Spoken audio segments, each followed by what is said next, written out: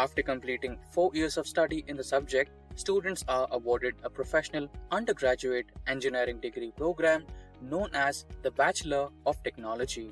In BTech, we have several departments like civil engineering, computer science, mechanical engineering, and many more.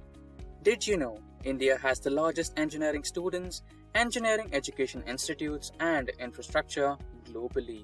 As of 2021, India annually produced 5 lakh engineering graduates. Therefore, if you are a BTech student, you should be aware of all your options for employment after completing your BTech. Here we are presenting a new video by Simplilearn that will help you to know the career options after BTech. But before we begin the session, subscribe to our channel and hit the bell icon to get more interesting updates. Majorly, you have 3 sectors where you can build your career after BTech. That is, the private sector, government sector, and PSU. First comes the private sector. The various privately held IT and non-IT companies that the government does not govern are considered to be the private sector. There are 3 categories in this: technical, non-technical, and core. Technical is the department in IT companies that work on the current technologies and problems like big data, blockchain, artificial intelligence, and many more. 2 types of organizations that come under the technical sector are product-based and service-based. If you are good at coding, data structures, and algorithms, you can opt to build your career with the product-based companies like Microsoft, Google, Goldman Sachs, etc.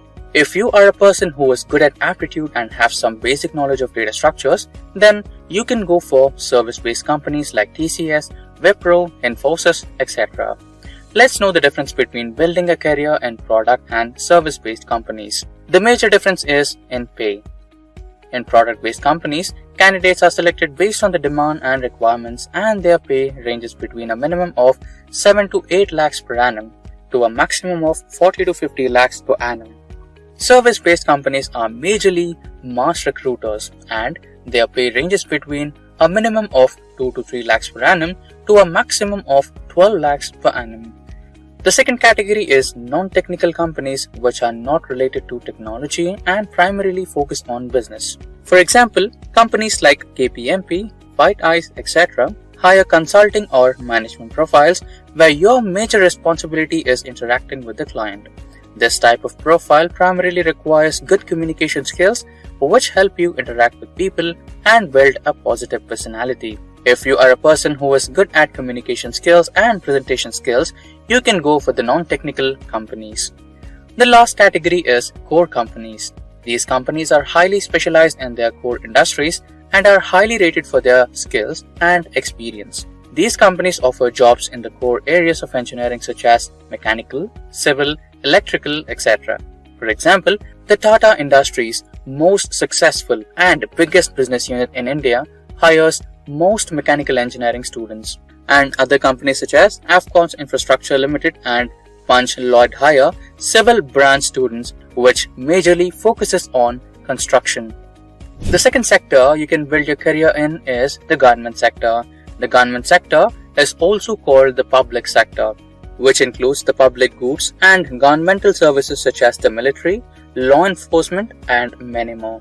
Some students want to work in the government sector after their BTech or BE, for which they will prepare from the 2nd or 3rd year of engineering. If you are interested in doing government jobs after your graduation, you can take up the following government exams.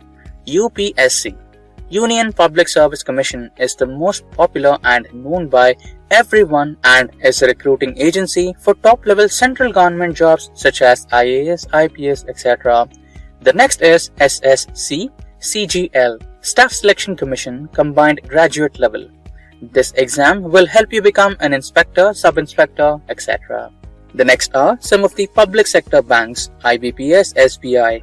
If you are interested in working in a bank, you can take up some IBPS and other bank exams like SBI, etc. If you are interested in developing or innovating and in research, you can become a scientist in ISRO or DRDO. The last sector is PSUs. PSUs is the public sector undertakings. These are the companies where the 51% share is of the government and 49% share is of private companies. Here, you will get the benefits of both government and private companies. In India, you have so many PSUs in different categories like transportation, banking, hospital, insurance, etc. Some of the PSUs are Bharat Petroleum, Indian Oil Corporation, ISRO, BSNL, BHEL, SAIL, NTPC, DMRS, etc.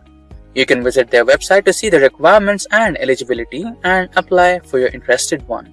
If you are interested in higher studies, you can opt for masters in MS, MTech and ME. For MS, you can prepare for exams like GRE and TOEFL or TOEFL. If you are interested in MTech, you can prepare for exams like GATE, JNTU, CET.